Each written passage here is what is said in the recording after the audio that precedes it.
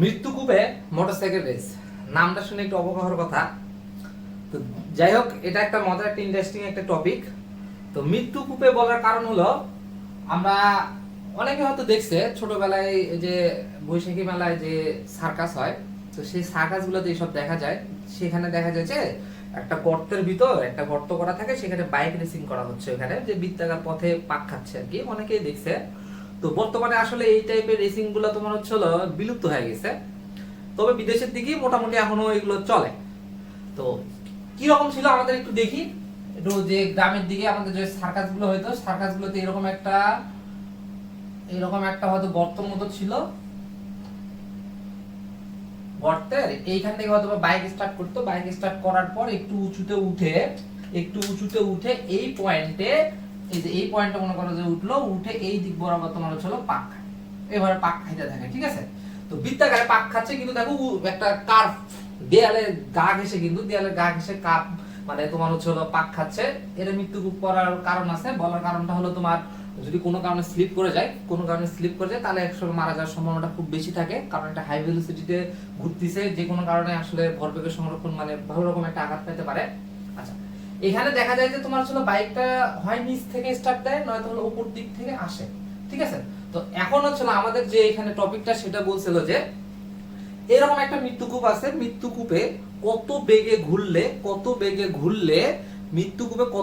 ঘুরলে সে পড়ে যাবে না। একটা বাইক চালক বা মোটরসাইকেল আরোহী কত বেগে বৃত্তাকার পথে বা মৃত্যুকূপে যদি ঘোরে, তাহলে সেক্ষেত্রে সে মানে পিছলে পড়ে যাবে না। এটা হলো প্রশ্ন। তো আমাদের যে প্রশ্নটা ছিল, সেই প্রশ্নটাতে একটু পরিবর্তন আছে। সেই পরিবর্তনটা হলো কি, এরকম তোমার ঢোল টাইপের শেপ দেওয়া ছিল না, একটা সিলিন্ডার দেওয়া ছিল, এরকম একটা সিলিন্ডার, এরকম একটা মনে করো যে সিলিন্ডার, এই সিলিন্ডার শেপের কোন একটা পয়েন্ট বরাবর, এই পয়েন্ট বরাবর বৃত্তাকারে তোমার ছিল কত পাক খাচ্ছে। তাহলে এটা হলো তোমার ছিল কত ব্যাসার্ধ আর। তো প্রশ্নে শুধু দুটো ডাটা দেওয়া ছিল, প্রশ্ন ছিল দুটো ডাটা দেওয়া আছে, একটা হলো সিলিন্ডারের ব্যাসার্ধ হলো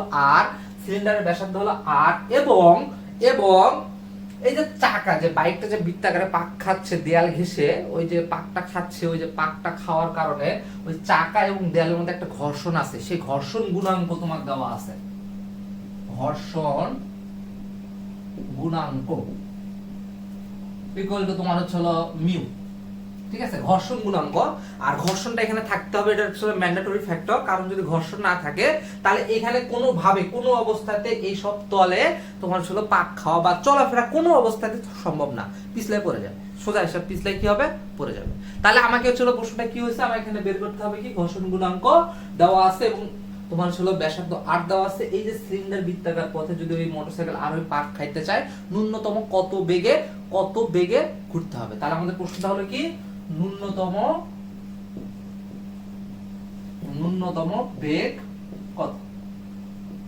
তো এই অঙ্কগুলো যখন করতে হয়, তখনই কিন্তু মাথার ভিতর কিন্তু পাক খায় একটা জিনিস, যেহেতু বৃত্তাকারে ঘুরতেছে, তার মানে অবশ্যই এখানে একটা কেন্দ্রমুখী বল আছে, তার মানে কেন্দ্রমুখী বল দিয়ে আসলে আমাদের যে রিলেটেড আসছে সেটা দিয়ে করতে হবে। কেন্দ্রমুখী বল যখনই আসছে, তখনই আরেকটা কথা আবার একটু রিভার্স করে দেই, কেন্দ্রমুখী বলের যোগানদাতা কেউ না কেউ হতে হবে। বৃত্তাকারে ঘুরতেছে এবং কেন্দ্রমুখী বল আছে, কিন্তু তার কেন্দ্রমুখী বলের যোগানদাতা নাই, এটা ইম্পসিবল। কেন্দ্রমুখী বলের অবশ্যই যোগানদাতা থাকতে হবে, ঠিক আছে। যেহেতু মোটরসাইকেল আর হয়ে এখানে পাক খাচ্ছে, অবশ্যই কেন্দ্রমুখী বলের যোগানদাতা আছে, ঠিক আছে। আচ্ছা, আর বৃত্তাকারে ঘুরতেছে, তার মানে কেন্দ্রমুখী বল আছে। তা আমরা যেভাবে যে সুতার টান বা অন্যান্য যে অঙ্কগুলো করলাম, তো সেই ক্ষেত্রে এগুলোতে যে এখানে আমরা ফার্স্ট কাজ কি ছিল, আমাদের আগে ফোর্সের যে ডিস্ট্রিবিউশন গুলো, সেই ডিস্ট্রিবিউশন গুলো করে নিতে হয় আমাদের, তাই না। তো মোটরসাইকেল আরোহী প্রথম অবস্থায় আমি ধরলাম এই দেয়ালের সাথে লেগে আছে, এখানে মোটরসাইকেলটা আছে, মোটরসাইকেল আরোহী আছে।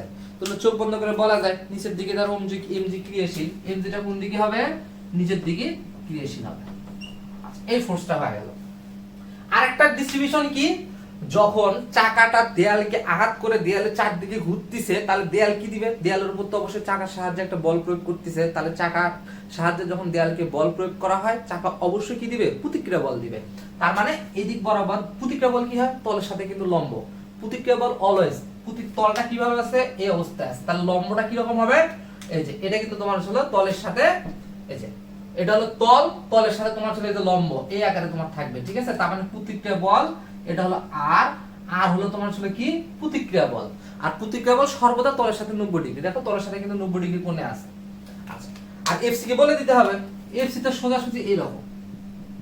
তাহলে এইখানে মোটামুটি এগুলো গেল। ফোর্সের ডিস্ট্রিবিউশন দেখে মনে হচ্ছে শেষ, কিন্তু শেষ হয়নি।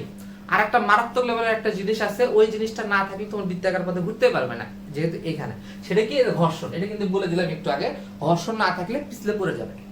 তাহলে এখন ঘর্ষণ বলটা কোন দিকে কি অবস্থায় কাজ করতেছে একটু বোঝার চেষ্টা করো।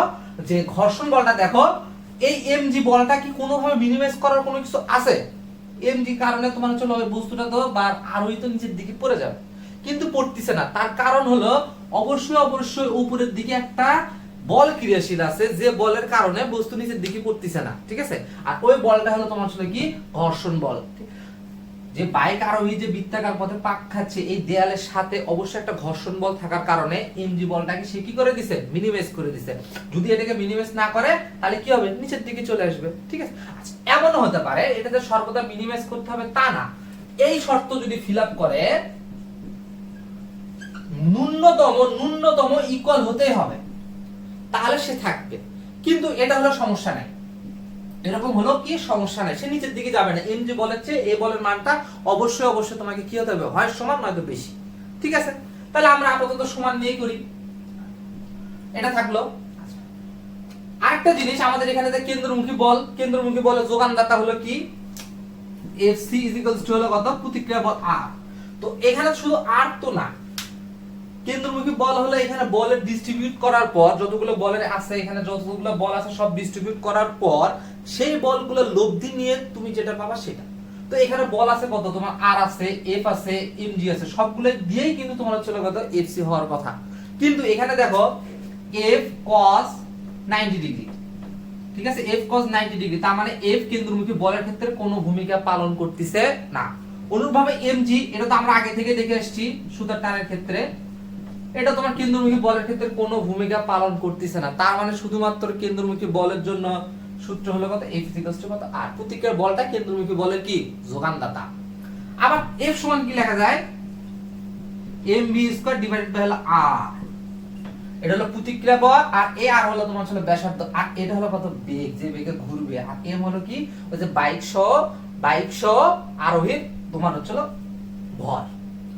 তাহলে এখান থেকে এখন দেখো আমাদের এই ইকুয়েশনে থাকলো এটা, আমরা হয়তো বা মিউ ইজ ইকুয়ালস টু এটা জানি, তাহলে ছোটতে f ইজ ইকুয়ালস টু তোমার ছিল মিউ আর লেখা যায়, ঠিক আছে। তাহলে ছিল একদম নিউটনের বলবিদ্যা চ্যাপ্টারের প্রথম টপিক এটা।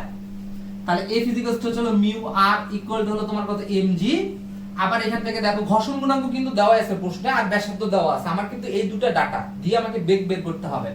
তাহলে mu is equals mu into r এর মান হলো কত mv square r equal to হলো কত তোমার mg।